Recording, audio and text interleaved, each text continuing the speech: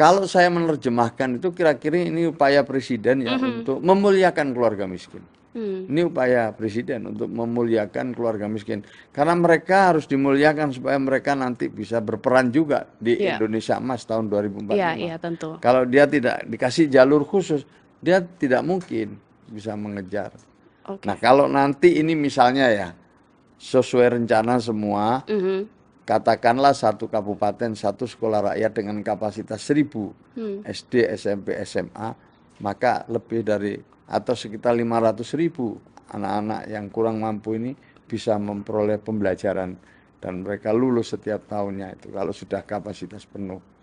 Jadi ini suatu hal yang menurut saya belum pernah terpikir oleh saya. Iya. Tapi dengan membantu presiden ini, saya harus menyadari bahwa di sekitar kita ada yang harus kita toleh dan mereka harus kita sengkuyung kalau kata orang Jawa itu. Harus kita bawa secara bersama-sama melalui satu proses yang terpuji dan teruji. Stand by. On the record. Halo Sobat Antara, ketemu lagi bersama saya Suwanti dalam program podcast Antara on the record. Kali ini kita akan membahas satu program baru yang digagas oleh pemerintahan Presiden Prabowo Subianto yang tujuannya adalah untuk memutus mata rantai kemiskinan gitu ya melalui pendidikan. Namanya adalah Sekolah Rakyat. Dan untuk itu kita akan ngobrol lebih banyak bersama narasumber kita kali ini. Ada Menteri Sosial RI Bapak Saifullah Yusuf atau biasa kita kenal sebagai Gus Ipul. Assalamualaikum Gus. Waalaikumsalam, Mbak Bagaimana Suwanti. kabarnya Gus? Sehat? Alhamdulillah baik. Baik ya, pasti ini di tengah hektiknya begitu persiapan dari Sekolah Rakyat Gus. Ya, Dan kalau bicara persiapan, ini kan tanggal 14 Juli ya Gus, 2025 insya akan Allah. dilaksanakan gitu ya. Sejauh ini persiapannya seperti apa, sudah rampung kah Gus? Ya tentu ini kita mulai dari perencanaan dan juga pelaksanaan secara bertahap. Iya. Tahap demi tahap kita lalui sesuai arahan presiden, karena ide ini memang idenya presiden, gagasan presiden, dan sekaligus juga program presiden. Maka kami bersama tim berusaha untuk menerjemahkan apa yang telah menjadi gagasan presiden tersebut. Dari tahapan-tahapan itu kita memang untuk 100 titik yang pertama sudah masuk tahap finalisasi. 100 pertama itu adalah sekolah rintisan sekolah rakyat. Oke. Ya, sekolah rintisan berada di 100 titik, tersebar seluruh Indonesia, mulai dari Sabang sampai Merauke, dan yang berikutnya kemudian insya Allah mulai dari kepala sekolahnya, gurunya, tenaga kependidikannya, dan juga paling penting adalah sarana prasarananya sudah siap untuk nanti dimulai pembelajaran pada tanggal 14 Juli.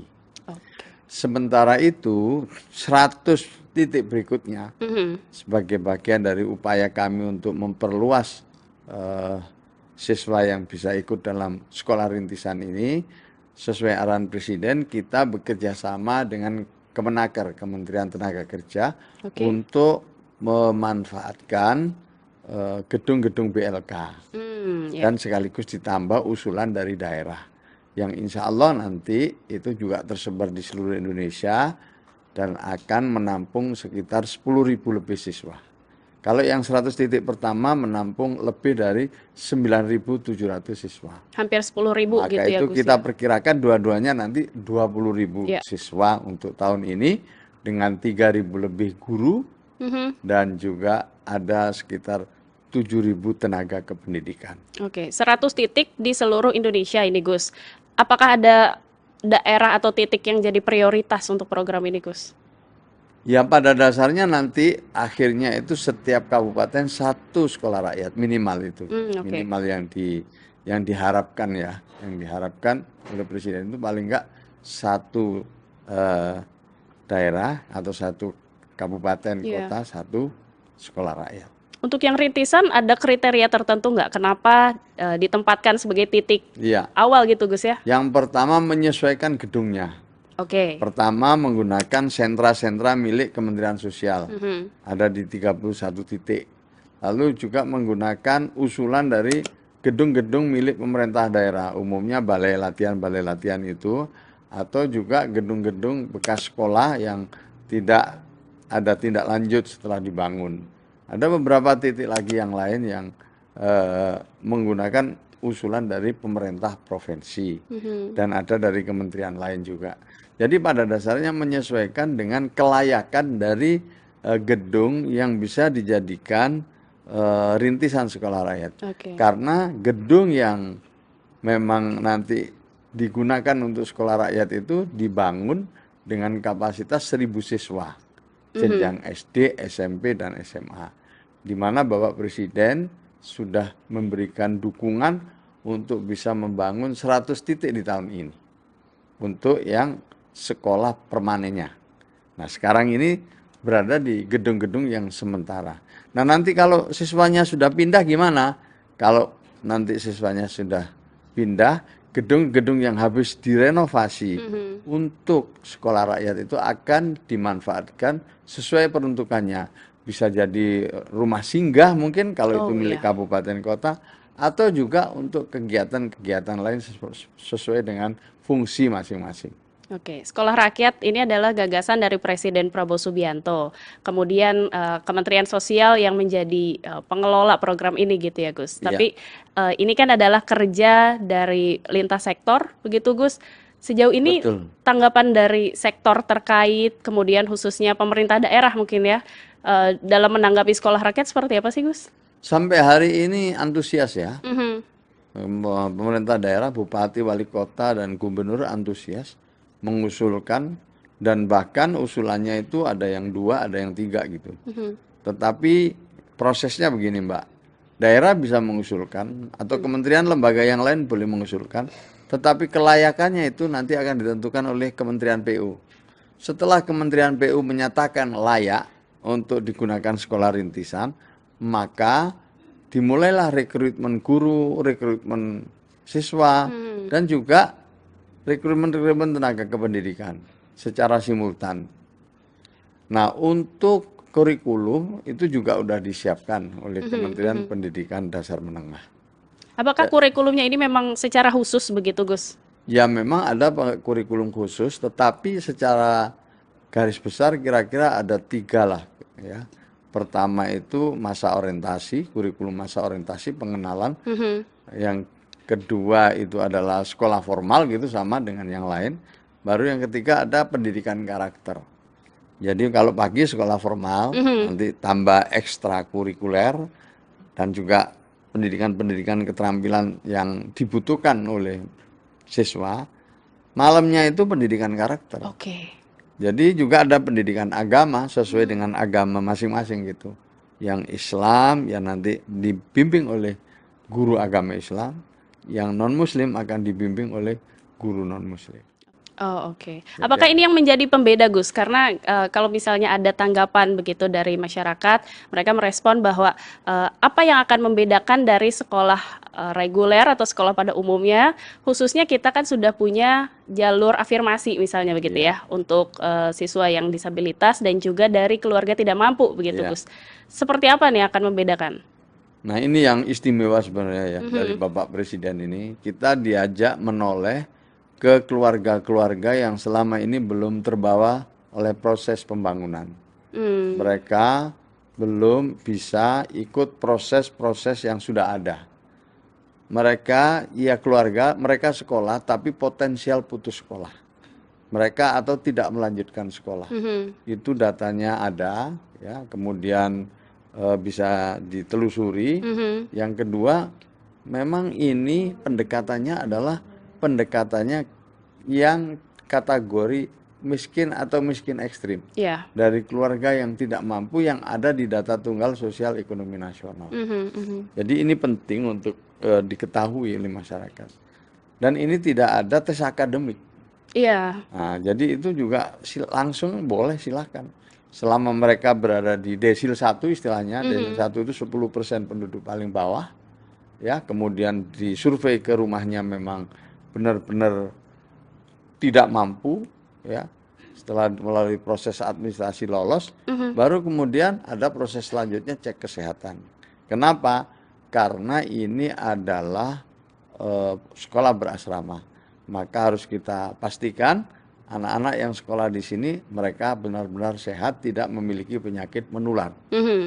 Kalau toh mohon maaf misalnya ditemukan ada yang memiliki penyakit menular gimana? Kita sembuhkan. Kita tunggu sampai dia sembuh. Artinya memang harus inklusif merangkul semua Harus orang. inklusif merangkul semua dan memang ini menyasar mereka yang belum beruntung. Ya. Mereka yang belum terbawa itu tadi dalam proses-proses pembangunan sebelumnya. Apa ada banyak di sekitar Iya, kita. iya. Kita temukan banyak sekali keluarga-keluarga yang dengan penghasilan di bawah 1 juta, sementara tanggungannya 5-6 orang gitu. Nah inilah yang diharapkan oleh Presiden untuk bisa diberi akses seluas-luasnya dengan pendekatan khusus, dengan pendekatan afirmasi, ya, dengan tentu apa ya istilahnya itu menghadirkan suatu sekolah dengan lingkungan yang berkualitas. Sebab anak pemulung ya jangan jadi pemulung. Nah biasanya anak pemulung itu ya mohon maaf tidak didukung lingkungan yang berkualitas untuk mendukung proses belajar mengajar mereka. Maka itu kemudian sekolah ini adalah sekolah berasrama. Oh, oke. Jadi itu adalah alasan untuk membuat menciptakan satu lingkungan yang baru yang memang mendukung untuk pembelajaran para siswanya, Gus ya, berarti. Kalau saya menerjemahkan itu kira-kira ini upaya Presiden ya untuk memuliakan keluarga miskin. Ini upaya Presiden untuk memuliakan keluarga miskin. Karena mereka harus dimuliakan supaya mereka nanti bisa berperan juga di Indonesia Emas tahun 2045. Iya, tentu. Kalau dia tidak dikasih jalur khusus, dia tidak mungkin bisa mengejar. Oke. Nah kalau nanti ini misalnya ya, sesuai rencana semua, katakanlah satu kabupaten, satu sekolah rakyat dengan kapasitas 1000 SD, SMP, SMA, maka lebih dari atau sekitar 500.000 anak-anak yang kurang mampu ini bisa memperoleh pembelajaran dan mereka lulus setiap tahunnya itu kalau sudah kapasitas penuh. Jadi ini suatu hal yang menurut saya belum pernah terpikir oleh saya. Tapi dengan membantu Presiden ini saya harus menyadari bahwa di sekitar kita ada yang harus kita toleh dan mereka harus kita sengkuyung kalau kata orang Jawa itu. Harus kita bawa secara bersama-sama melalui satu proses yang terpuji dan teruji untuk memutus mata rantai kemiskinan, yaitu pendidikan. Data menunjukkan 64% lebih keluarga miskin itu anaknya tetap miskin. 64%. Oke, sehingga sekolah rakyat inilah yang menjadi upaya utama begitu ya untuk memutus mata rantai kemiskinan itu. Gus, yang juga menarik adalah tadi kan disebut tidak ada seleksi akademik begitu ya betul. untuk para siswa bisa masuk ke sekolah rakyat. Dan update-nya ini menggunakan talent mapping begitu ya, atau pemetaan talenta yang berbasis AI katanya Gus. Seperti apa sih ini sebetulnya? Ya, sebenarnya ini buat saya sesuatu yang istimewa juga. Karena upaya memuliakan keluarga miskin, maka banyak yang mau bantu. Banyak yang mau bantu. Pertama ya, misalnya Pak Profesor Muhammad Nuh. Saya minta untuk menjadi ketua tim ahli di sini. Dan langsung bersedia dan tidak berpikir panjang. Bahkan kalau tidak dibayar pun mau gitu. Lalu beliau juga punya teman, punya kenalan, punya handai tolan yang juga mau membantu di belakangnya. Tentu kita sudah berbagi tugas ya, misalnya untuk rekrutmen guru dan kurikulum itu ketua satgasnya adalah Kementerian Pendidikan Dasar Menengah, Prof. Mukti, beserta jajarannya. Untuk urusan kepegawaian tentu ada PAN RB dan BKN. Kita sudah berbagi gitu ya. Namun demikian di sisi lain banyak juga pihak-pihak yang membantu. Misalnya tindak lanjut dari kurikulum itu kan kita perlu modul-modul pembelajaran. Yang itu memerlukan waktu ya. Tapi ada pihak yang bersedia memberikan modul-modul pembelajaran yang teruji yang mereka sudah miliki diberikan secara gratis kepada kami. Lalu yang tadi terakhir ya ini juga semacam aplikasi gitulah ya, yang menggunakan AI yang sudah terlatih Jadi EE yang memang dirancang untuk tadi talent mapping itu, ya. Insya Allah ini kalau nanti bisa digunakan sejak awal kita sudah tahu, ya, kapasitas, bakat, ya, Potensinya seperti apa gitu Gus dari ya? setiap siswa dan bahkan juga setiap guru. Kalau istilah Pak Nuh itu pada dasarnya setiap manusia ini adalah punya keunggulan. Ya. Setiap manusia ini punya kemampuan yang kadang-kadang tidak dimiliki oleh yang lain. Unik berarti Gus. Unik sekali. Iya, iya. Seperti garis tangan kita ini kan beda-beda gitu. Memang kekuatannya ya begitu kita ini, nggak bisa sama satu dengan yang lain. Kalau sapi memang kuat mengangkut 100 kg mungkin, ya, mungkin 500 kg, ya, tapi dia tidak bisa terbang. Burung ya nggak bisa dikasih beban. Kalau kasih beban dia tidak bisa. Maka kalau burung jangan disuruh berenang, kalau ikan jangan disuruh terbang. Maka itu ini adalah satu metode untuk pembelajaran dengan mengenali lebih dulu kemampuan setiap siswa. Dan kita juga ingin mengetahui kapasitas dan kemampuan setiap guru sesuai bakat-bakatnya. Oke. Supaya kita bisa mengarahkan lebih tepat. Jadi misalnya di antara mereka nanti ada yang lebih cepat, pinternya kan dikasih jalur khusus. Yang ada yang orang itu mungkin kekuatannya tidak di pada Akademik misalnya ya. mungkin ada yang lain ya. Yang lainnya ini yang diperkuat. Jadi ini model-model begitulah pembelajarannya nanti yang terus ini kita matangkan. Nah, dengan adanya aplikasi ini kita bisa lebih cepat ya. Waktunya lebih cepat, biayanya juga lebih murah, jadi lebih efisien gitu. Nah ini juga diberikan kepada kita secara cuma-cuma. Oke.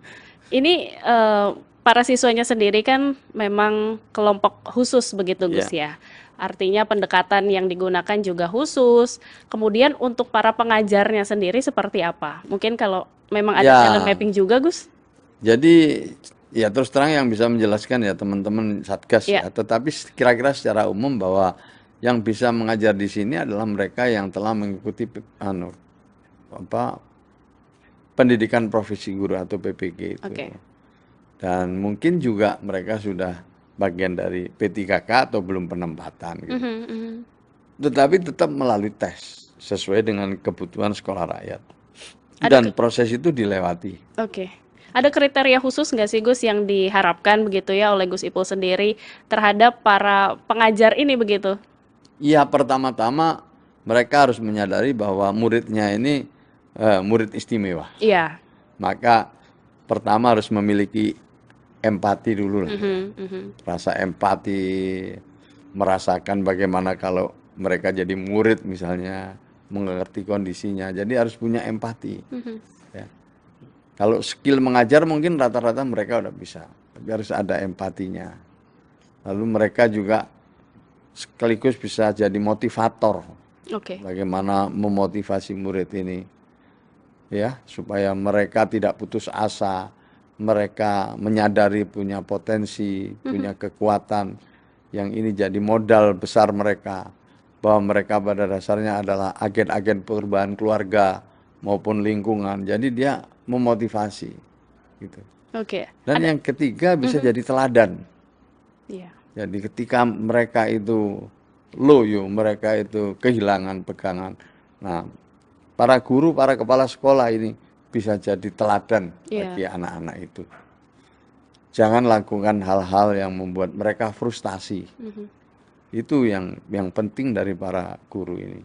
Kalau secara kuantitas Gus, tadi kan kita sudah bicara kualitas gitu ya. Kalau kuantitasnya sendiri dari satu guru misalnya satu pengajar, ini akan memegang berapa siswa sih Gus sebetulnya? Ya nanti itu ada standarnya ya, tapi paling tidak sementara ini satu rombongan belajar itu 25 orang. 25 orang. Memang sengaja jumlahnya lebih sedikit begitu ya dari sekolah pada umumnya? Iya, ya itu standar lah 25 gitu ya. Mungkin kalau toh ditambah sampai 30 maksimal. Terus guru itu bisa ngajar di kelas 1, kelas 2 maupun juga kelas 3 kalau ini SMP atau SMA. Kalau di SD juga bisa ngajar di beberapa kelas.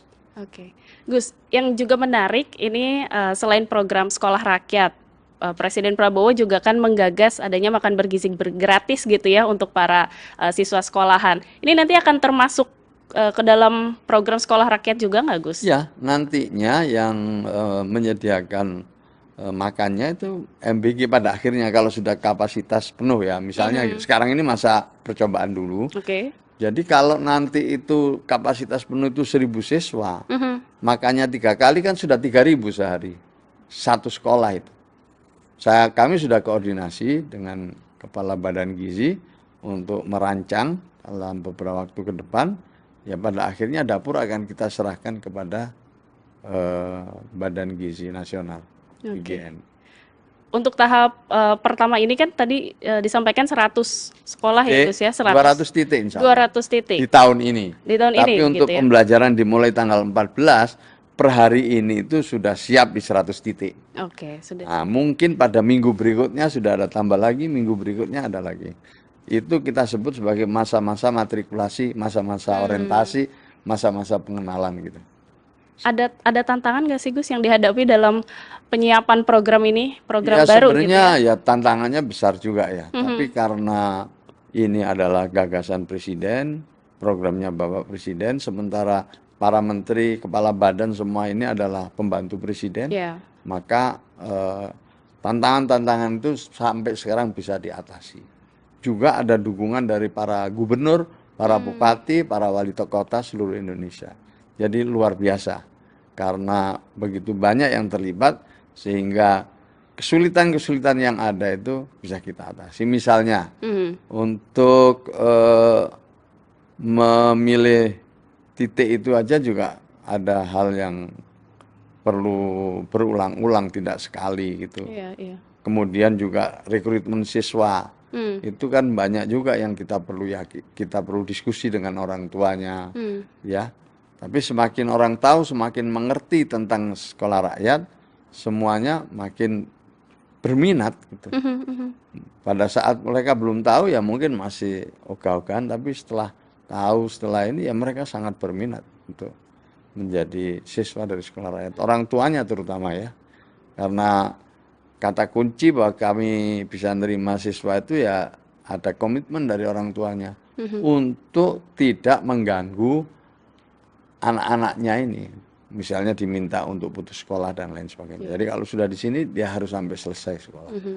Kemudian yang juga penting ya, yang juga penting ini yang bisa dirasakan oleh kita semua ini adalah Presiden itu memberikan arahan kepada saya dan teman-teman yang lain agar para orang tua diberi akses kapanpun mereka rindu sama anaknya. Oke. Jadi jangan dibatasi. Setiap dia rindu kapanpun silakan siapkan tempatnya yang bagus supaya pertemuan antara putra putrinya dan orang tuanya ini berkualitas. Itu luar biasanya Bapak Presiden. Jadi begitu dipikirkan ya, mulai dari hulu sampai hilir itu. Oke. Gus, juga ini bicara mengenai sekolah rakyat dan efek berlipat begitu atau berganda, entah itu pembukaan lapangan pekerjaan, mungkin seperti apa yang diharapkan dari pemerintah sendiri terhadap program ini sebetulnya, Gus? Ya, itu namanya optimalisasi dari sekolah rakyat. Nanti anaknya sekolah, orang tuanya diberdayakan, ya. Mungkin ada pelatihan-pelatihan untuk usaha, mungkin ada pelatihan-pelatihan keterampilan, mungkin dukungan permodalan. Jadi intinya orang tuanya diberdayakan. Lalu rumahnya itu dibantu sesuai dengan situasi dan kondisinya. Maksudnya kalau memang tanahnya itu milik sendiri, kan kita tinggal membantu supaya rumahnya lebih layak huni. Kalau itu rumahnya orang lain, siapa tahu kita bisa kerjasama dengan kabupaten kota untuk bisa menyediakan lahan. Jadi pada dasarnya ini memang akan secara simultan dilaksanakan secara bersama-sama. Dan terakhir diharapkan juga punya efek terhadap pertumbuhan ekonomi lokal. Ya tadi, karena semua yang bekerja di sekolah rakyat ini adalah guru tenaga kependidikan dari kabupaten tersebut. Oh, lokal begitu, Gus. Dari lokal semua, yang sekolah juga dari kabupaten tersebut, dari kota tersebut. Guru-gurunya diusahakan dari kabupaten kota tersebut. Jadi ya tentu membuka lapangan pekerjaan. Sekarang ini aja udah berapa yang bekerja untuk renovasi itu. Renovasi itu saya lihat di satu tempat tuh ada 100 pekerja bekerja 24 jam secara bergantian. Oke.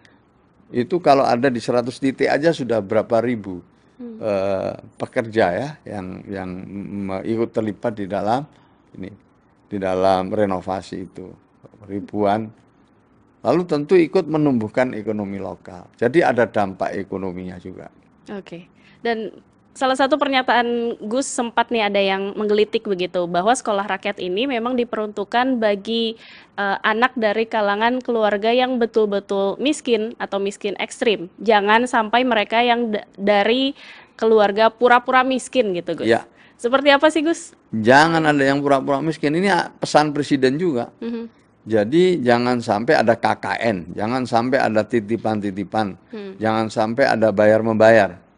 Maka itu kita buat mekanismenya yang bisa sekolah di sini. Ini basis pertamanya adalah data dulu. Data yang dimiliki oleh pemerintah berdasarkan Inpres nomor 5, nomor 4, maaf. Inpres nomor 4 namanya DTSEN, Data Tunggal Sosial Ekonomi Nasional. Dari data itu kemudian pendamping dari Kementerian Sosial akan mendatangi calon siswa itu, berdialog dengan orang tuanya sekaligus melihat kondisi rumahnya seperti apa.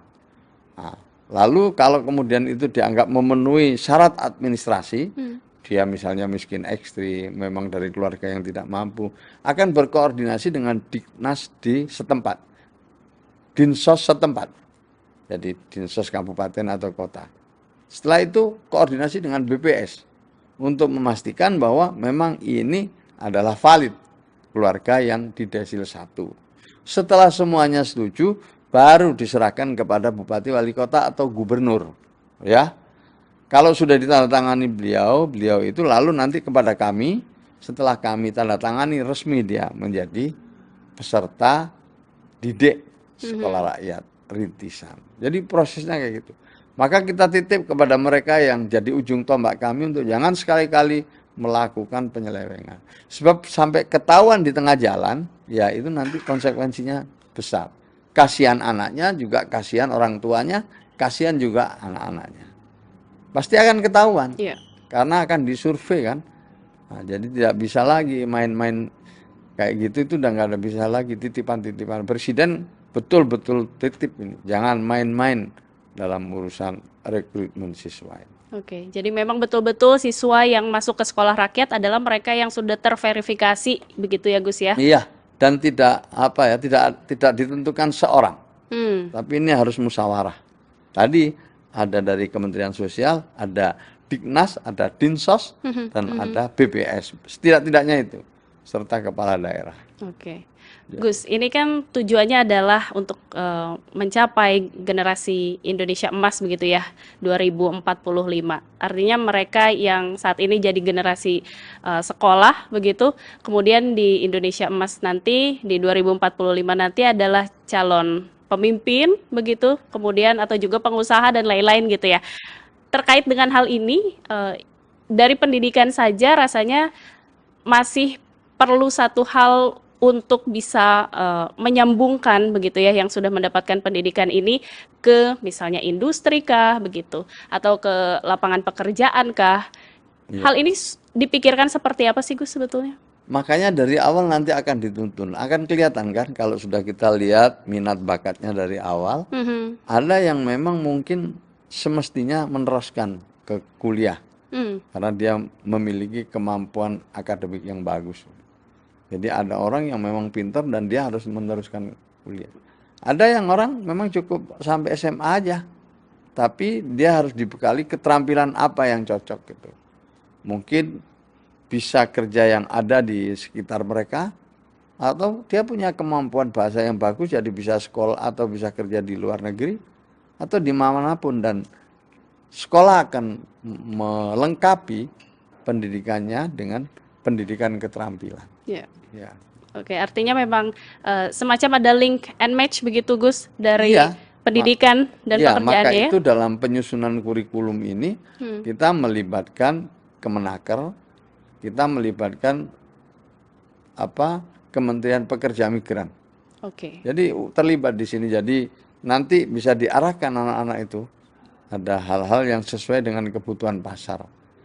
Maka nanti kita lihat lah ya, ini yang SMA, yang SMP, ya dengan teknologi yang kita miliki sementara ini, ya lewat AI yang ada untuk mengetahui lebih detail, lebih dini tentang bakat minat siswa kita. Oke. Terima kasih banyak Gus, dan tentunya apresiasi nih untuk Kemensos yang tidak kenal lelah begitu ya untuk mempersiapkan program ini, dan harapan kita semua pasti bahwa sekolah rakyat akan menjadi sekolah yang inklusif begitu Gus, dan juga tentu saja aman, nyaman, dan menyenangkan bagi seluruh warga sekolah. Dan Sobat Antara, itulah obrolan saya dengan Gus Ipul alias Menteri Sosial Saifullah Yusuf mengenai sekolah rakyat. Jangan lupa untuk menyimak podcast Antara di antaranews.com/video dan YouTube Antara TV Indonesia. Kita akan ketemu lagi di episode podcast Antara berikutnya. Sampai jumpa.